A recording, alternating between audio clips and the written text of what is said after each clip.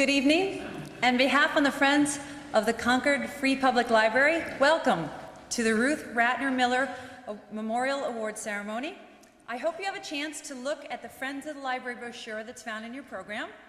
It describes who we are and the work we do for the library we love. We want to thank the First Parish Church of Concord for hosting tonight's event. This church was established in 1636 and since then has served our town as a public meeting place and forum for social, political, and religious change over the years. Its history and tradition make the First Parish Church the perfect venue for the award ceremony tonight. In order that we all may enjoy this historical setting, we ask that the cell phones that you may have be turned off at this time.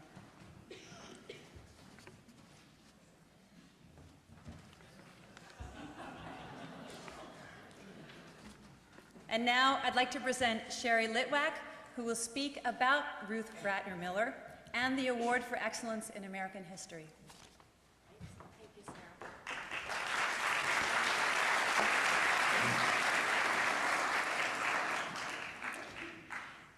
Good evening.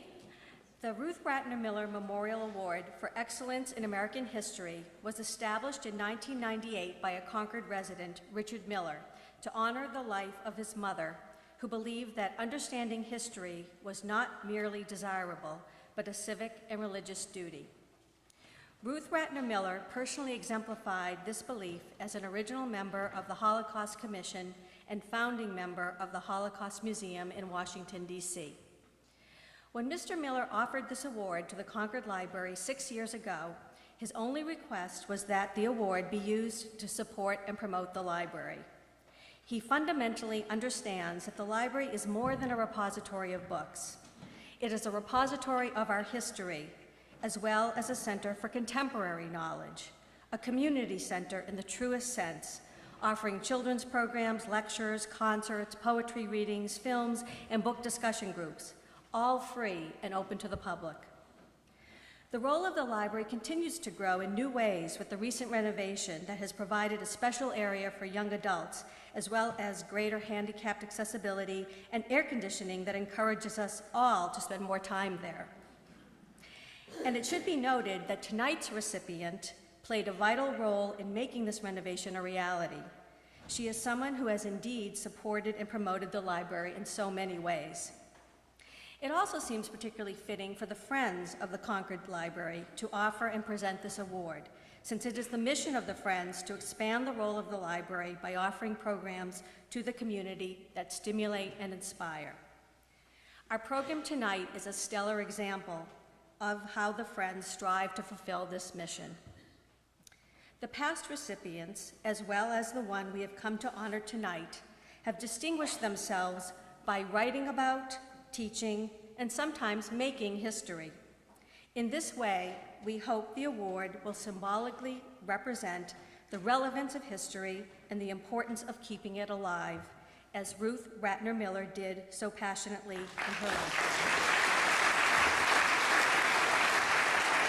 The Friends of the Concord Free Public Library are honored to have with us tonight Doris Kearns Goodwin, a presidential biographer who wrote in our very own Concord Library's reading room both the Fitzgeralds and Kennedys, as well as part of No Ordinary Time, Franklin and Eleanor Roosevelt, for which she won the 1995 Pulitzer Prize for History. She is our 2006 award recipient and the first Concordian to be so honored.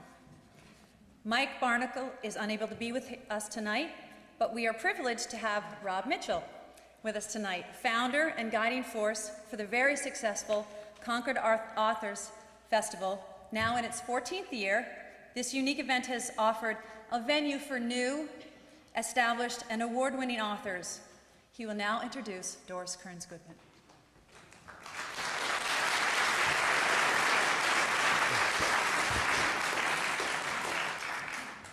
Thanks, Sarah. I'm happy to pinch hit for Mike Barnacle, though I realize for the rest of you, it's a bit like going to Fenway Park and finding Kevin Youkilis in left field instead of Manny Ramirez. I think about the only thing I have in common with Mike Barnacle is that neither one of us lives in Dorchester.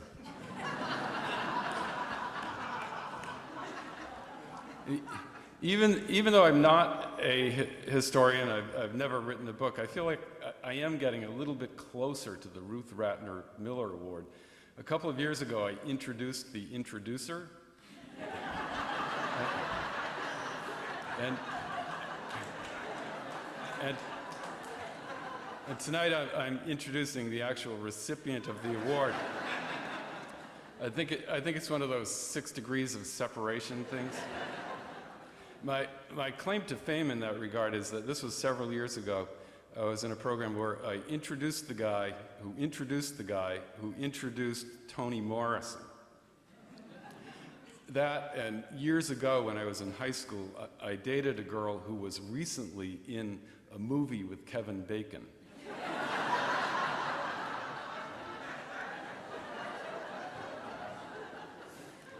Last year, I also had the pleasure and honor of introducing Doris Goodwin in a different event. And I told the story about knowing Doris back in the 1960s, and I thought I'd skip over that story and bring it up to date. Because I've connected with both Doris and her husband, Dick, reconnected with them at the new Concord Carlisle pool and fitness facility. Reconnected with half of the people in the audience there, too, I think. They're members, and I'm a member there too. Actually, I've connected more with Dick than with Doris. He's a regular in the weight room. And this fall, I've actually had an extra incentive to hit the weight room. My 40th high school reunion was just last weekend. Remember the girl in the Kevin Bacon movie? And I have to say, as the reunion approached, I was feeling pretty good. I bought a new pair of pants, classic fit Dockers, a new sports jacket, which actually fits and buttons up. But there was one thing troubling me. So one afternoon in the weight room, I asked Dick for some advice. I told him I'd tried every piece of equipment in the room. I tried all the machines, but I could not find the one that grows hair. So I said to Dick, I was looking for the one that grows hair, and he said, "I've got that one at home." But this is about Doris Goodwin. It's not about my high school reunion or Dick in the weight room. Doris was born in Brooklyn and grew up in Rockville Center, New York. She received her undergraduate degree from Colby College and went on to earn a PhD in government from Harvard. She was a White House fellow during the Johnson administration and also assisted President Johnson in writing his memoirs.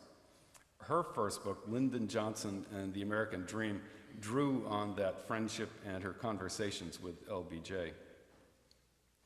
In 1975, she married Richard Goodwin, who had worked in the Kennedy and Johnson administrations as advisor and speechwriter. They have 3 sons, Richard, Michael, and Joseph. Doris is also the author of The Fitzgeralds and the Kennedys, as well as No Other Time, which is about Franklin and Eleanor Roosevelt. No Ordinary Time, as Sarah mentioned, won the Pulitzer Prize.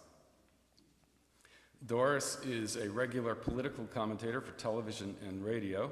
As everyone knows, she's also an expert on baseball. She consulted for the Ken Burns documentary, and a few years ago published a memoir of her own, Wait Till Next Year. That was about growing up rooting for the Brooklyn Dodgers. Her most recent book, of course, is Team of Rivals. Please welcome Doris Kearns Goodwin.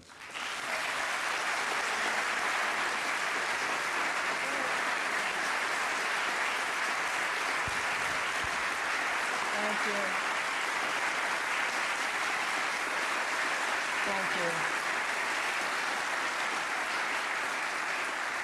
I must say, there is nothing more special than to receive an award in one's hometown, and especially one that's connected to our treasured public library, which has often been, as was said, a second home for me in the writing of several of my books.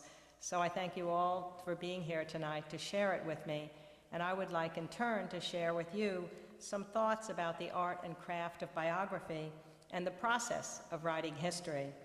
For as long as I can remember, I have loved history and have been fascinated by stories of the past. A love, I think, was shaped in a way by the fact that my mother had had rheumatic fever as a child, and as a result, she had the arteries of a 80-year-old when she was only 30 years old, and it meant that she was an invalid through my entire childhood. But it also meant that she read books in every spare moment she could find, though having only an 8th grade education. And every night she would read to me as long as I could stay awake, that romantic dream of never having to go to sleep when you're a little girl. The only thing I loved more than listening to her read a book to me was listening to stories about the days when she was young, when she was a girl. I somehow had in my mind the idea that if I could keep her talking about the days when she could run and jump, that somehow her mind would control her body, and this premature aging process that we were all witnessing in our tracks would somehow be stopped. So I would constantly say to her, "Mom, tell me a story about you when you were my age," not realizing how peculiar that was until I had my own 3 sons who never once have said to me, "Mom, tell me a story about you when you're our age." But I must say, over the years, as I sat down to interview the various people for my books, ranging from Rose Kennedy to the children of Franklin and Eleanor Roosevelt or Lyndon Johnson himself, and asked them to tell me stories of the days of the past, it sometimes seemed to me I was still a little girl begging my mother to tell me a story. And though my mother's illness kept us from traveling very much, there's one vacation I vividly remember, and that was a trip to Hyde Park when I was about 7 years old. And I so clearly remember seeing Franklin Roosevelt's pince-nez glasses on his desk and his cigarette holder there, and I said to my parents, "He can't be dead. He's left them on his desk. He's going to come back to retrieve them any moment now." And then we went up to the bedroom and saw the blanket that Fala used and the leash for the little dog Fala, and I was sure Fala would come bounding in from his walk. And somehow I think even then I was able to play a game with the past by closing my eyes and visualizing somehow Franklin and Fala coming back, with Franklin sitting at his desk, putting his glasses on his head, and patting his little dog. I think that fascination with history also came in some ways from high school, where I had a fantastic high school teacher who won an award actually as the best history teacher in New York State. When she told us about Franklin Roosevelt dying, she actually cried, still feeling the emotion of that moment.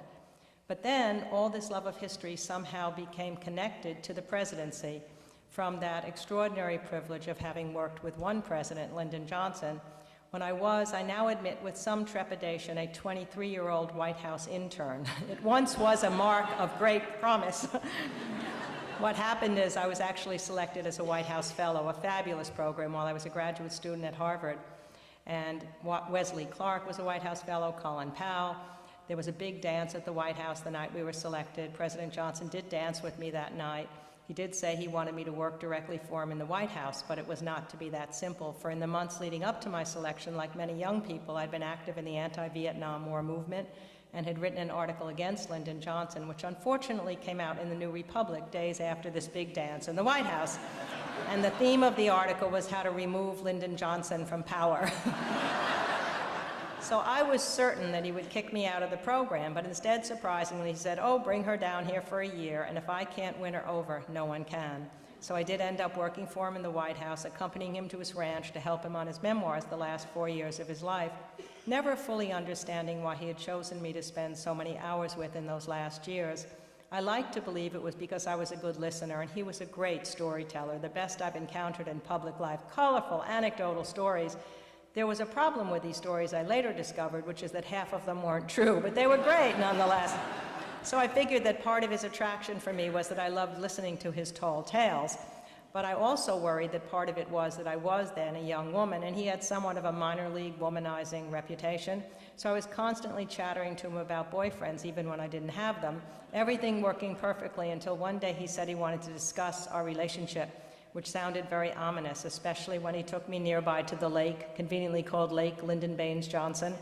And there was wine and cheese and a red check tablecloth, all the romantic trappings, and he started out, "Doris, more than any other woman I have ever known." My heart sank, and then he said, "You remind me of my mother." It was pretty embarrassing given what was going on in my mind. But I must say, the older I've gotten, the more I realize what an extraordinary privilege it was to have spent so many hours with this aging lion of a man, a victor in 1,000 conquests and yet roundly defeated in the end by the war in Vietnam. And because he was in such a vulnerable state, he opened up to me in ways he never would have had I known him at the height of his power, sharing his fears, his sorries, and his worries. And those conversations formed the core of my first book, which I wrote while I was teaching American government at Harvard College. Well, just as the book was published, I got married, and within 3 years, my family included 3 sons. I had just embarked on my next work, the 3-generation history of the Kennedy family, was trying to teach and write and be with my kids, and despite long lists of things to do, I found it impossible to get through the days.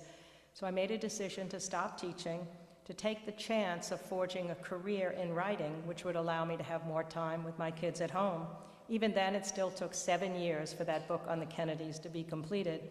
I can still remember being at a cocktail party where someone, not realizing I overheard them, said, "Whatever happened to Doris Kearns anyway?" as if I had somehow died because I was no longer at Harvard College. And I remember wanting to hit them and say, "I have 3 sons, that's what happened to me."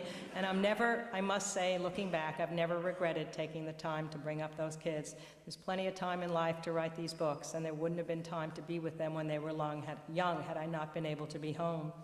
Well, as I settled in to write the Kennedy story, I had the great advantage of being given access to 150 cartons of material that had recently been shipped to yet another library, the Kennedy Library, from the attic in Hyannisport. They had belonged to Joe and Rose Kennedy, had not yet been cataloged or processed, crammed with thousands of letters and diaries and checks, report cards, ticket stubs, newspaper files, a biographer's dream. There's nothing like reading a handwritten letter or a diary entry written in hand from people 100 or 200 years ago. I worry what it'll be like for historians 200 years from now. They'll have so much more stuff from us to sort through, but because letter writing is no longer the habit that it once was, they won't have that intimate detail that came from these wonderful handwritten letters. The material really dictated the form of the book I ended up writing, which followed the Kennedy story, from the birth of Rose Kennedy's father, John Fitzgerald, to the inauguration of John F. Kennedy. And what happened is these wonderful primary sources proved a godsend when I set forth on my interviews of the various members of the Kennedy family. For example, my first interview of Rose Kennedy yielded very little different from the hundreds of interviews she had given to so many people over the years.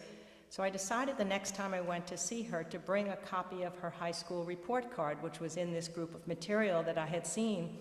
And it turned out she was a fabulous student. And you could see from all the 98s on her report card that that was so. I handed it to her. This huge smile came over her face, and she said, "You know, I almost was the valedictorian of my class, but that guy Tom beat me out by 0.2 of a point." At this point, she's like 92 years old, still remembering this.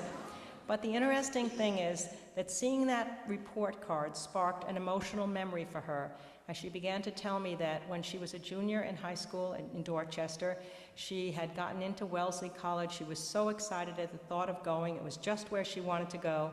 But at the last minute, weeks before she was ready to go there, her father met the Cardinal of Boston, Cardinal O'Connell, on a street corner, and the Cardinal was very upset at the idea that a Catholic mayor, he was then the mayor of Boston, was sending his daughter to a secular school, Wellesley College. So he pulled her out of Wellesley at the last moment, sent her to the Sacred Heart Convent instead. And she then said to me at the age of 92 that she'd always been a little sad about that. And yet the depth of her training in Catholicism would yield great comfort to her in the years ahead that she never could have imagined at that moment, when unkind fate brought her family early deaths of 4 of her 9 children. Joe Jr. at 29, Kathleen at 28, JFK at 46, and Bobby Kennedy at 43. She could then say, so deep was her religious belief, that her children had been granted so many privileges by God, good looks, intelligence, wealth, travel, productive lives, that it more than made up for the shortness of their years. Well, I turned after the Kennedy family to Franklin and Eleanor Roosevelt and the home front during World War II, in part because I had become fascinated with World War II through the Kennedy story, and in part because I think I wanted the luxury of living with a woman as a major character, and by focusing on the home front rather than the battles, Eleanor could be a true partner to Franklin Roosevelt. So if the conversations with LBJ formed the center of my first book on Lyndon Johnson, and the papers of Joe and Rose Kennedy formed the center of the second book, a little-known source in the Roosevelt Library proved the starting point for the story of the home front. Very early in the research, I came up with what were called the White House Usher Diaries.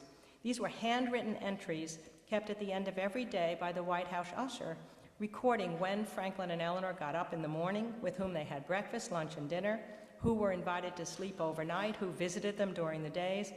Other scholars had used them for dramatic days like Pearl Harbor or Election Day, but I took notes on every single entry for every single day from 1940 to 1945, the period I was covering. For once I knew which friends or which cabinet officers had come that day, I could then track down their diary entries or their letters or newspaper clippings to figure out what they had talked about that day. And through these diaries, I learned that the White House during World War II had really become the most exclusive residential hotel one could possibly imagine, because Roosevelt kept inviting people to sleep overnight in the White House.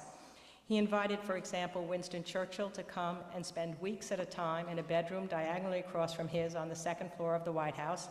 The two of them would stay up at night until 2 a.m., as the ushers would note in their diary, until finally Eleanor would come in and say, "Isn't it time for you two little boys to go to bed?"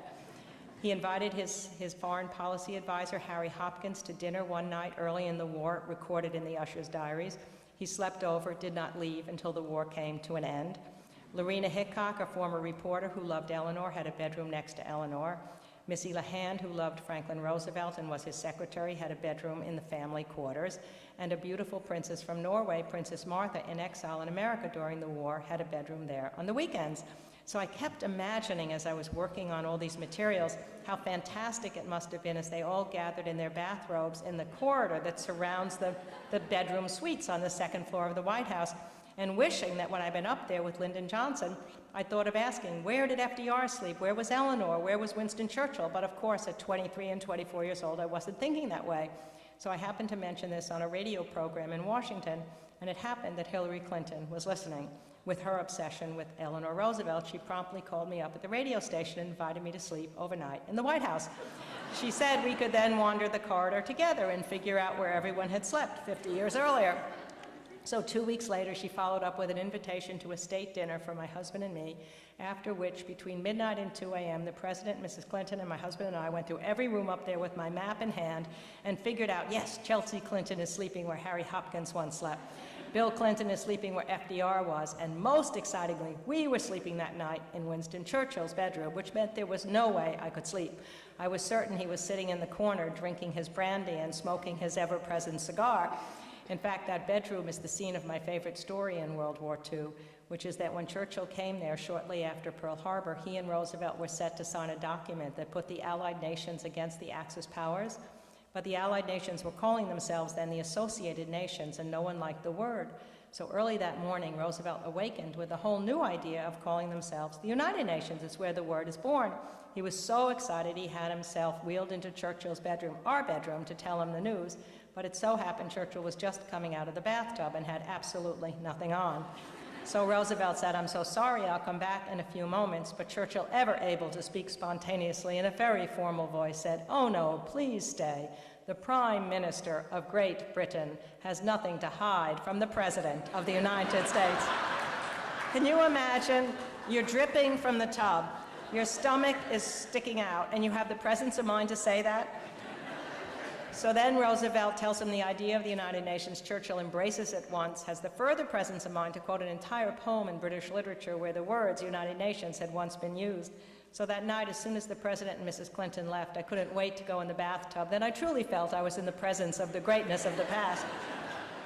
Well, with these ushers' diaries really as my base, what I did was to create chronological notebooks covering every single day of that period from 40 to 45. And then added to those daily entries, letters, diary entries, newspaper clippings from that day's, Eleanor's columns for that day's, White House memos, all attached to fill out day by day. Not that I would write the story in strict chronological order, but it allowed me to think day by day, to know only what my subjects knew at the time, allowing me to move with them step by step through the ups and downs of the war. My heroine, Barbara Tuchman, once wrote that the challenge for a narrative historian, even if writing about a famous war, is to keep up the suspense until the outcome is known. And the only way to do that is to imagine to yourself that you do not know how the war ended. Only what your characters know is what you know. In other words, to resist the temptation to refer as you're writing to events still ahead, cut all references that suggest future knowledge. In some ways, I learned this instinctively as a child, as I've often said, when my father taught me that mysterious art of keeping score while listening to baseball games. So when he went to work in New York during the day, I could record for him the history of that afternoon's Brooklyn Dodger game. And when he came home, I would then go through in excruciating detail every single play of every inning of the game that had just taken place that afternoon. But he made me feel I was telling him a fabulous story.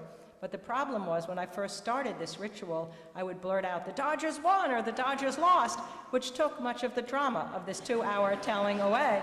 So I learned then you have to tell a story from beginning to middle to end, which in some ways I think is the craft of being a narrative historian. Well, it took 6 years to write the Roosevelt book. Embarrassingly, took longer to write about World War II than it took the war to be fought. But I must say I felt enlarged in the presence of these two extraordinary individuals, and at the same time humbled by the remarkable generation that fought and died to save Western civilization against the extraordinary threat of Adolf Hitler and Nazi Germany. So I must admit, when I finally had to turn to my next project, which turned out to be Abraham Lincoln and the Civil War, I felt a sadness at leaving these familiar friends behind. When I had to move all my Roosevelt books out of my library to make room for the new accumulating Lincoln books, it was almost with a sense of betrayal. You do get that connected to these people you've spent time with. In fact, I have this recurrent nightmare that somewhere in the afterlife there's going to be a panel of all these presidents I've ever studied, and each one of them is going to tell me every single thing I got wrong. But the first person to scream out will be Lyndon Johnson, saying, "How come that damn book on the Kennedys was twice as long as the book you wrote about me?" Now, when I started the Lincoln Project 10 years ago, I thought at first I would focus on Abraham and Mary's relationship. Probably you get a certain confidence from doing it one time and you think maybe I can do the same thing again with Lincoln. But the more I got into it, the more I realized that Mary, unlike Eleanor, could not carry the public side of the story, even though the private side of the story would be realized through her. Moreover, as I plunged into the Civil War's version of the Roosevelt's Usher's Diaries, a 3-volume day-by-day chronicle of Lincoln's life, I realized as I look at how Lincoln was spending his time that every day he spent more time with the members of his cabinet than he did with Mary, that he was married to them more in terms of the emotions he shared with them as they sat together in the telegraph office waiting for the news that 10,000, 20,000 people had been killed that day in a battle, as they rode together to the battlefields to visit the soldiers or relaxed together at night. And then when I absorbed that most of these cabinet members had actually been his chief rivals for the Republican nomination in 1860, then finally I knew I had the story I wanted to tell, the story of the most unusual cabinet in presidential history, each of whom thought he should have been president instead of Lincoln, all of whom were more experienced, more educated, and far better known than Lincoln. When Lincoln was asked, "Why are you putting all these people into the cabinet knowing that they will so overshadow you?" he said it was simple. "These are the strongest men in the country. The country is in peril. I need their services by my side." Or Lyndon Johnson might have put it a little more crudely. "It's better to have your enemies inside the tent pissing out than outside the tent pissing in at you." But it was 2 years into the process before I figured out that this was the theme that I wanted to write. So anyone who's out there writing and not knowing exactly what you're doing, it sometimes takes time to figure out where it comes. And the great thing about focusing on these rivals was that unlike Lincoln, each of them had kept enormously large diaries and written hundreds, if not thousands, of letters to their families. In the Seward family archives alone, Seward, who becomes his Secretary of State, there were 5,000 letters between Seward and his wife and their children. His daughter, Fanny, when she was 16 years old, vowed that she wanted to be a writer, so she vowed she would never marry, thinking she couldn't combine marriage and career. And she kept what turned out to be a 900-page diary from the time she was 16 to 21 when the war came to an end and when she died of tuberculosis, but that diary still exists. Chase, who becomes his Secretary of the Treasury, kept a massive journal over 4 decades, as did Edward Bates, who became his Attorney General. So I had originally intended to start the book with Lincoln's inauguration, but I soon realized as I got into all these wonderful sources that if I wanted the reader to identify with this larger cast of characters in his official family, I had to go backward in time to develop their personas, to understand their motivations, as if I were writing a multiple biography. So that added another 3 or 4 years onto the process. Seward was the first, I think, to come alive for me, partly because his house in Auburn, New York, made that sense of belonging, just as I felt when I went to the FDR library when I was only 7 years old. The house has never been out of the family's lifetime, so it's still as it existed back in the 1830s and 1840s, with his specially designed chair that he called his complete office, equipped not only with a writing arm that swiveled back and forth, but with a candle holder, secret drawers for his pens, his inkwells, his treasured snuff box, and the ashes of the half-dozen or so cigars that he smoked from the beginning of the day until the ending. He reminded me in many ways of Winston Churchill, larger than life, smoking and drinking all day long, late into the night, and then getting up to work every single morning. Fundamentally warm and affable, and though he was so irrecoverably disappointed at not winning that nomination, he eventually ended up becoming Lincoln's closest friend in the cabinet. Now, Chase, who becomes his Secretary of the Treasury, had almost the opposite temperament to Seward's.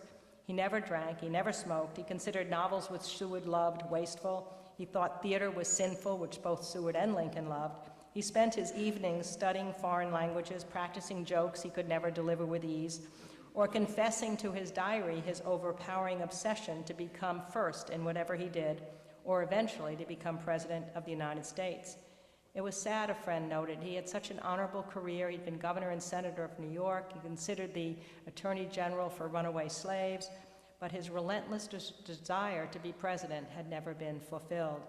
In some ways, I believe that that overpowering desire came from a terrible void in his private life. Death stalked these people in ways that we can never imagine. He had married 3 young women, all of whom died young, the first at 22 in childbirth, the second at 25 of TB, and the third in her early 30s of tuberculosis. And he never married again, pouring all of his energy and ambition into this hope that someday he would reach the White House, which sets him up on a collision course with Lincoln in 1864.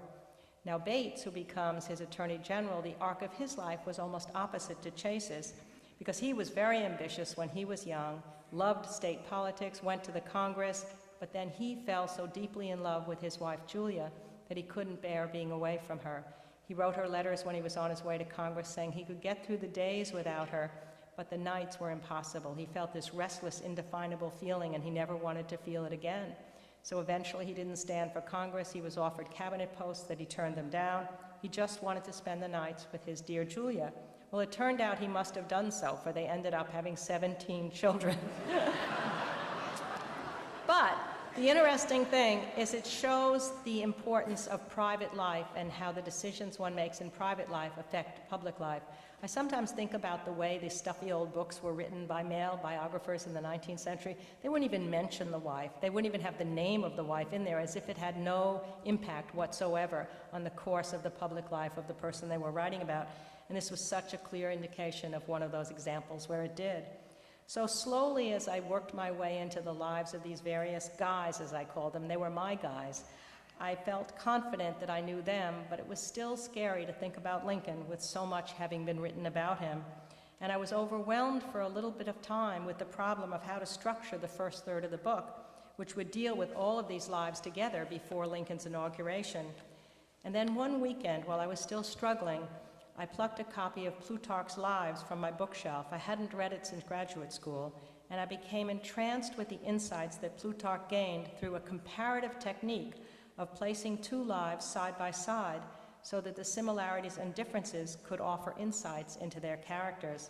And then suddenly I realized I didn't have to tell the full life stories of any of these men. If I had done that, the book would be unholdable. It's fat enough as it is, that I could simply focus on the aspect of their lives that had bearing on their character and their leadership styles, the aspects where a comparative look might provide a fresh angle on Lincoln or serve as a vehicle for reflecting the era in which they all came of age. Thus, the familiar story of Lincoln's lack of a formal education becomes even more remarkable when placed side by side with his rivals. He himself later noted that his formal schooling amounted to only 1 year altogether. A few weeks here, a few weeks there. He later recounted the intense pleasure after he had scoured the countryside for books, and when he finally got a copy of Aesop's Fables or the King James Bible or Shakespeare's plays, he was so excited he couldn't eat, he couldn't sleep. In stark contrast, Seward had only to pick a book from the well-stocked shelves of his classically trained father, and he had access to substantial libraries at both the preparatory academy he had attended and at Union College. Chase had the run of his uncle's vast library when he was living with him at a prep school in Ohio, where the uncle was a headmaster, and then an even larger library when he entered Dartmouth College. And Bates, too, enjoyed the luxury of an extensive book collection at a scholarly relative's home where he was sent to be tutored. And yet the few books that Lincoln had, he read and reread, were some of the finest in the English language. It almost seemed as if he absorbed the rhythms of Shakespeare and the Bible and the great poets that he loved. Emily Dickinson once said, "There is no frigate like a book to take us lands away." How true for Lincoln. Though he never would travel to Europe, he went with Shakespeare's kings to England. He went with Lord Byron's poetry to Spain and Portugal.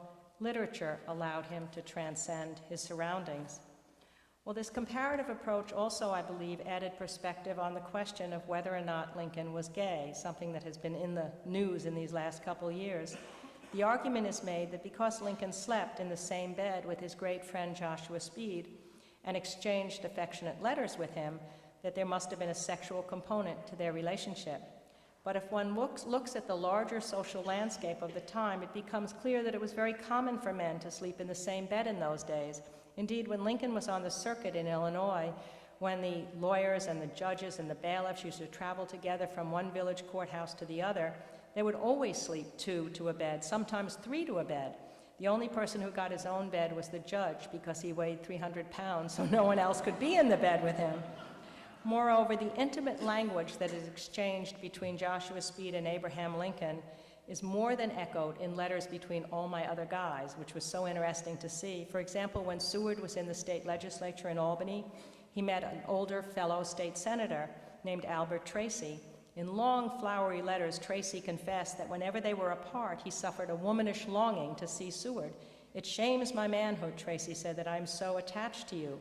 Seward at first reciprocated, professing a rapturous joy to discover that he had shared the same feelings which he had become half ashamed for their effeminacy to confess. And yet over time, Tracy's intensity wore on the relationship, and when Seward did not seem to respond in kind, Tracy then tried to seduce Seward's wife, thereby ending the friendship entirely. Now, even more telling than these letters are those exchanged between Chase and Stanton, who of course becomes Lincoln's Secretary of War and a major figure in the story. They had met when they were in their 30s, after each had lost their wives. So here's what Stanton writes to Chase. "Since our pleasant intercourse last summer, no one living is in my mind more than you. No living person has been oftener there, waking or sleeping. I've dreamed of being with you. I want to sit by the fire with you again, hold your hand, and tell you that I love you." Now, unless we assume that all of these men were having sexual relationships with one another, it is more likely that men in that period of time felt more free to express their feelings of love toward one another without necessarily having to inject into it the sexual obsessions of the 21st century back into the 19th century. But I think what struck me most forcibly when I measured Lincoln against his rivals was the profound nature of his ambition. It was a fierce ambition, a huge ambition, desiring nothing less than to accomplish something so worthy that his story could be told after he died. It was an ambition free, it was said, of pettiness, of malice, and overindulgence, sharing little ground with Chase's blatant obsession with office and power, or with Seward's tendency toward opportunism, or the ambivalent ambition which led Bates to withdraw from public life in favor of his family. I believe that worthy ambition became his lodestar. It carried him through one significant depression when he was in his early 30s, when 3 things had combined to lay him low. He had broken his engagement to Mary Todd Lincoln, not certain he was ready to be married to her, but knowing it had hurt her by his doing so.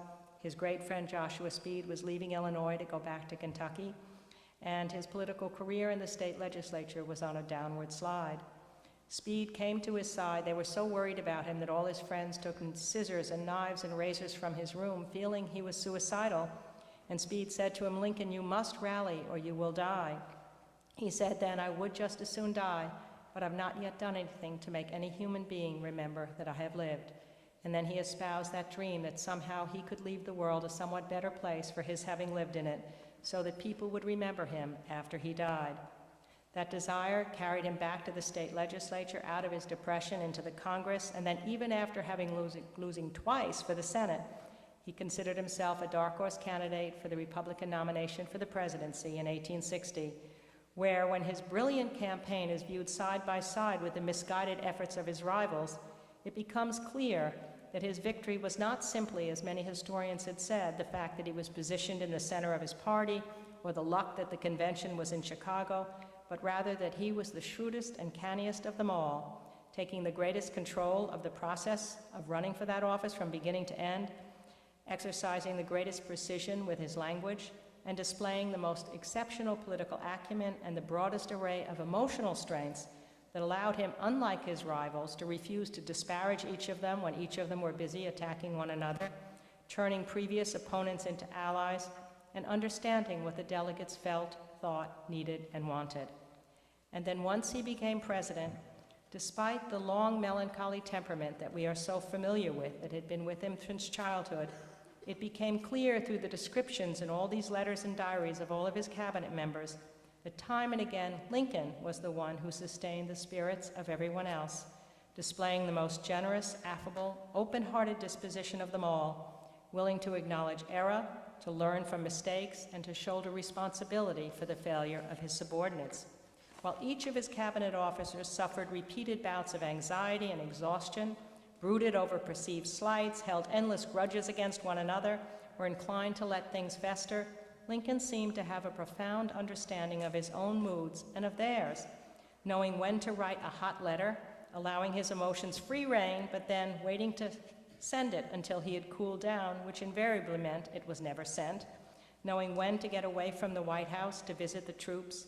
Invariably, right after a tough battle, his immediate instinct was to go to the battlefront, where he could walk amidst their ranks, talk with the wounded in the hospitals, bolster their morale as well as his own, knowing when to break the tension of a cabinet meeting by telling a humorous tale.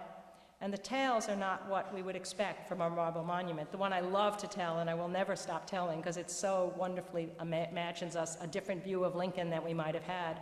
He loved to tell the story, and I can imagine when you hear the story, how it would relax cabinet members to hear this before a tense meeting, of Ethan Allen, the Revolutionary War hero who went to Britain after the Revolutionary War. And as Lincoln told the story, the British people were still upset about losing the revolution, so they decided to humiliate him a little bit by putting a big picture of General Washington in the outhouse, where he would invariably have to encounter it. They figured he'd be upset with the indignity of George Washington being in such a place like the outhouse, but he came out of the outhouse and he was smiling rather than upset. They said, "Well, didn't you see George Washington there?" "Oh, yes," he said, "it's the perfectly appropriate place for him." "What do you mean?" they said. "Well," he said, "there's nothing to make an Englishman shit faster than the sight of General George Washington." So, clearly when such a story, and he had hundreds of these stories, he was known for them, so he could pull them out at any moment when it was necessary. Now, to be sure, Lincoln had moments of great sadness, and for good reason, during the darkest days of the war, and in the aftermath of his 10-year-old son Willie's death in the middle of the war. But there's never an evidence of his inability to function at the highest level. So in trying to understand the contrast between this general equanimity during the hardest days of the war and the recurrent moodiness that was so evident in his earlier life, I came to believe that the tremendous bouts of sadness that had engulfed him when he was younger were rooted in large part in the distance between his lofty ambitions and the reality of his cramped circumstances. In Gray's Elegy, a poem that he quoted in his small autobiography, he seemed to identify with the young villager who lay in an unmarked grave, described as a youth of immense but untapped talent, a youth to fortune and fame unknown. By the time he reached the presidency, however, he no longer had to fear that his flower would blush unseen, nor did he have to fear, as he had said in an earlier speech when he was in his early 30s, that the field of glory had been fully harvested by the Founding Fathers. He worried then that there was little left for his generation but modest ambitions. But then the wheel of history had, of course, turned in the 1850s, providing his generation with a challenge equal to or even greater than that of the Founding Fathers. And Lincoln himself, when he reached the presidency, was finally in a place where his talents could be fully realized. He had finally been given the opportunity he had craved all his life to accomplish something worthy so his story could be told. When Joshua Speed came to the White House after the Emancipation Proclamation was signed, Lincoln spoke directly to this lifelong ambition. "I believe in this measure," he told his old friend. "My fondest hopes will be realized. If my name ever goes into history," he said, "it will be for this act, and my whole soul is in it." I must confess, after living with this remarkable man day after day for that decade, having come not only to a profound respect, but even a great affection for him, I couldn't bear ending the story with his assassination and death. So it was thrilling to find a reference to an article in a New York World newspaper in 1908, which provided an interview with the great Russian writer Leo Tolstoy. And as soon as I read this, I knew this was the ending for the book. In this remarkable interview, Tolstoy told of a journey to a remote area of the Caucasus, to an area where there were wild barbarians who had never been set foot outside of this small area. And when Tolstoy was there, they asked him to tell great stories of the men of history. So he said, "I told them about Napoleon and Frederick the Great and Alexander the Great, and they seemed to love it. But before I finished, the wild barbarian chief stood up and said, 'But wait, you haven't told us about the greatest ruler of them all. We want to hear about that man who spoke with the voice of thunder, who laughed like the sunrise, who came from that place called America, which is so far from here that if a young man should travel there, he would be an old man when he arrived. Tell us of that man. Tell us of Abraham Lincoln.'" Tolstoy told them everything he said he knew about Lincoln's childhood, his early days, the difficulties he had up to the Emancipation Proclamation. And then in the interview, he said, "Now, why was Lincoln so great? He wasn't as great a general as Napoleon, not as great a statesman as Alexander the Great." But Tolstoy concluded, and I think generations of historians would agree, his greatness expressed itself in the greatness of his character and the moral fiber of his being. So that dream to be remembered, that in ways that Lincoln could never have imagined, had proved to be true. That dream that had powered him through his bleak childhood, his laborious efforts to educate himself, his string of political failures, his early depressions, the dreams that had carried him through the darkest days of the war, when he was called upon again and again to rally his countrymen, to soothe the animosity of his generals, and to mediate among his contentious cabinet members. That dream had been realized. His story would be told for generations to come. And for honoring me tonight as one of those storytellers, I thank you from the bottom of my heart. Thank you very much. Thank you very much. I think we have time for questions, so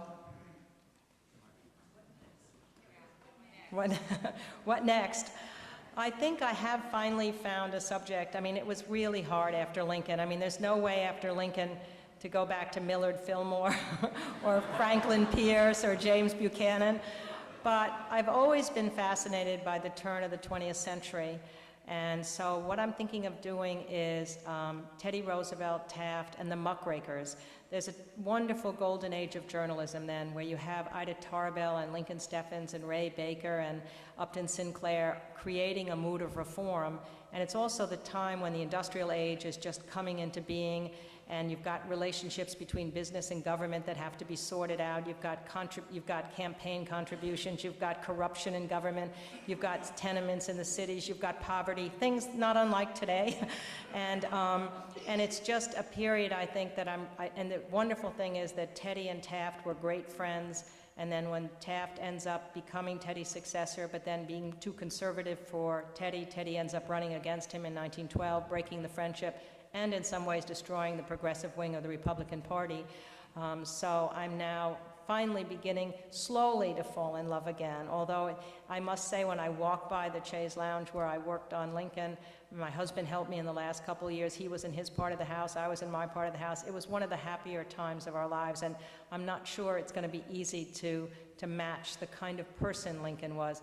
But Teddy's a huge character, and as they said about him, he loved to be the center of everything, that he liked to be the bride at the wedding and the corpse at the funeral, and he had a huge personality.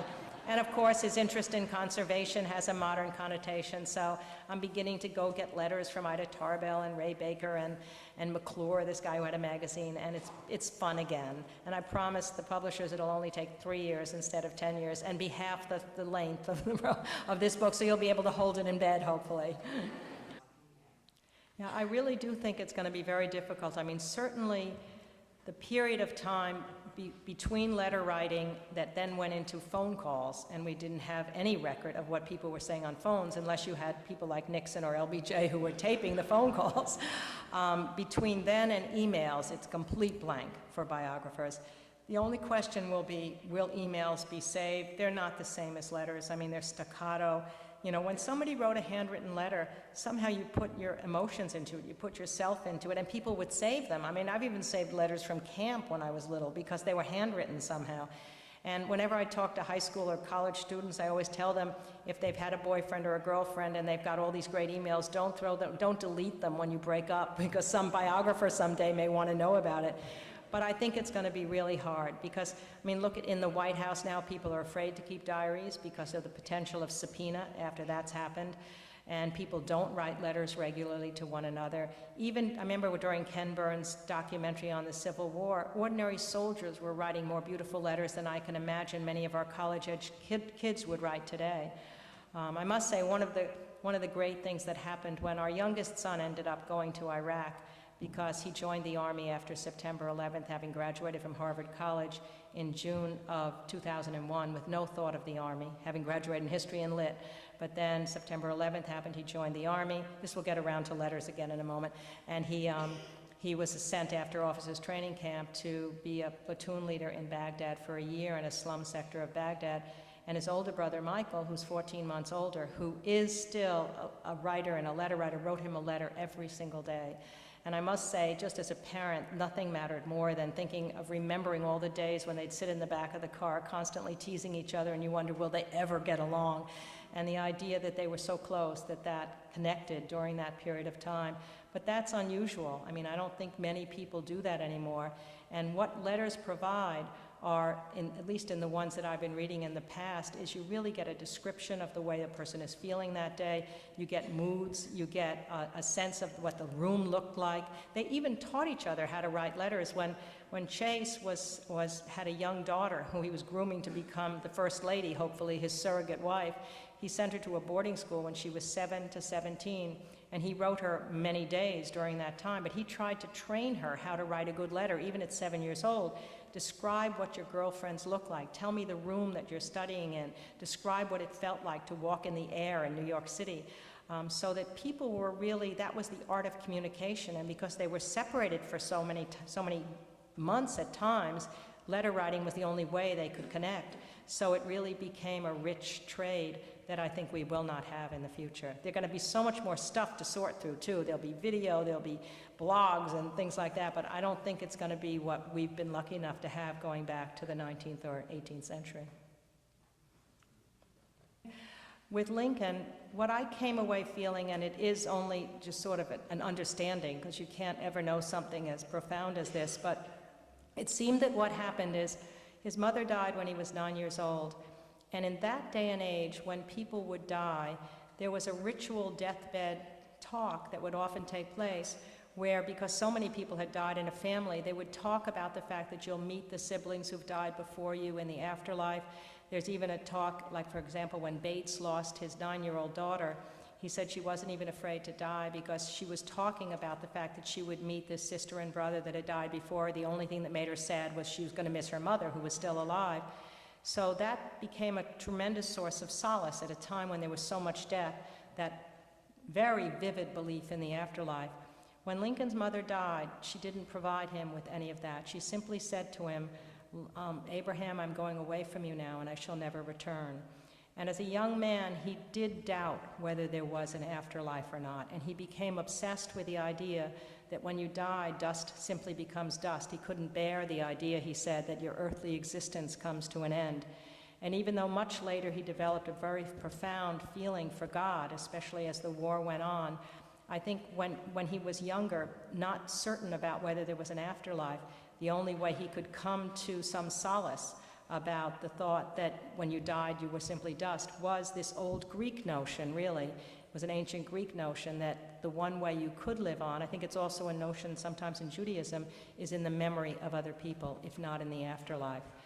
As far as your second question goes, it's one of the age-old problems of history as to what extent does the individual make the time or the time make the man. And I think it's obviously it's a combination of both things. You can have a personality, and I do believe that for a reader trying to recreate a period of time, if you can make that person come alive, through the person you can then carry the reader with you through certain essays that might have to do with what the time was like, what the agriculture was like, what the industry was like, or for example during World War II, what the factories were doing. But for the general reader, I think they need to connect to an individual to be able to really galvanize them to care about that period of time. At least that's the way I tend to want to write. And I keep wishing that when history was taught to students in schools, that if it were taught more through biography and through the ability of that person then to exemplify an age, so you get the larger theme that's going at the same time, that more people, I just think everybody should love history. I mean, it's such a wonderful subject. If you love it when you're young, you'll read it the rest of your life.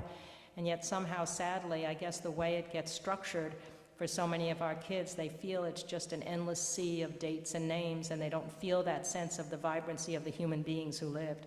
But for me, that is the way, I think, to reach a reader. And hopefully, I mean, the greatest challenge in a way is you want that reader to feel just like you do, happy when the person is happy, sad when the person is sad, and feel terrible when the person dies in the end, just as you as the writer do. What's it like to be on Imus in the morning? Well, you know, I first was on Imus in the morning, I think like in 1995. And I had never honestly listened to the program or known very much about it, but he gets obsessed sometimes with books. So he had read No Ordinary Time, and he kept talking about it in wonderful tones. So my friends would tell me, oh my God, he keeps talking about it. So when he called me up to be on, I was obviously softened without any realization of what it meant to become an Imus girl, which I have now become. I must say, I mean, so it's for the last 10 years, or even more now, I'm on like about once a month. It's always a little scary, to be honest, because you know that he wants you to say something really stupid that will, that will make you embarrassed. You never know the mood he's going to be in, but he's very loyal. I mean, after all the period of time I've been on, I know that he'll tease after I'm on, calling me a pinko, or he'll claim that he always comes up here at St. Patrick's Day, and we go over sometimes to the Ritz ahead of time, and with Charles and Bernie and Sid, who was then the sports guy, we'd have drinks, so he'll sometimes claim on the air that we all get drunk all the time when he's up here, but I know he's only teasing. And it's amazing the reach that he has. I mean, there's like 10 million listeners, and I'll go places where, where I might be walking into something like this, and the security guard will say, "Oh, you're the Imus girl. I've read your book as a result." So I must say, on balance, it's been a lot of fun. I mean, the thing that one has to balance in life is just, if you do too much talking, and I sometimes did that during the impeachment trial and on television, and you're caught up in everyday stuff, and you're reading the newspaper, and you're not spending time being back in the past. So I have to, whenever I'm on one of these shows, it means I have to read the newspaper more carefully that morning, and it means I'm not thinking about Teddy Roosevelt or earlier Abraham Lincoln. So like for everything else in life, it's just a matter of balancing how much do you want to be commenting on the present versus how much do you want to be absorbed in the past. And mostly, I guess I just love being absorbed in the past. It's a weird thing. It just and can you imagine, and I'll just end on this note, loving history as I do, loving history as my husband does, what better town is there to live in than this incredible Concord? It is such a treat to be able to go down Monument Street where we live, to pass by the North Bridge, to see, the Hawthorne House and tell everybody the story of Ralph Waldo Emerson's grandfather having been there, and the garden planted by Thoreau. And you feel like you're living in the layers of the past in this town. And I think the fact that it's been so preserved so brilliantly, the fact that you can go into the library. I remember one time going in the Concord Library, and they had posters up that day welcoming Ralph Waldo Emerson back from a trip from Europe. It was as if, okay, he's going to walk in there right that day. But I think for all of us to be in a town that is so beautiful, preserves its past so much, and has this library right at the center of it, which really keeps that treasured past alive. We're very lucky, and I thank you all for coming tonight.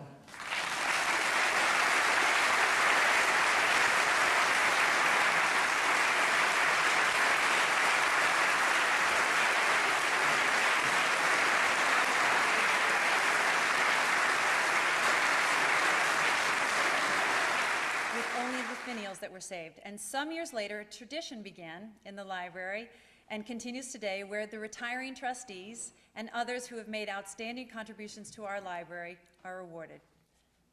Thank you. That's great.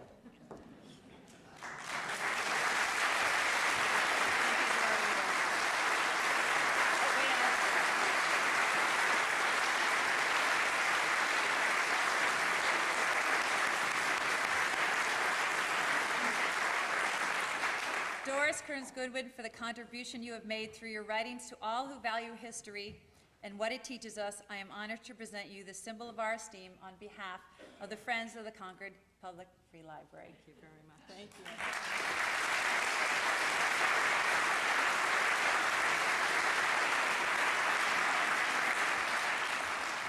Thank you for coming tonight, and I just would like to remind everyone that we are having a reception and a book signing downstairs, and so we hope you can all join us. Thank you.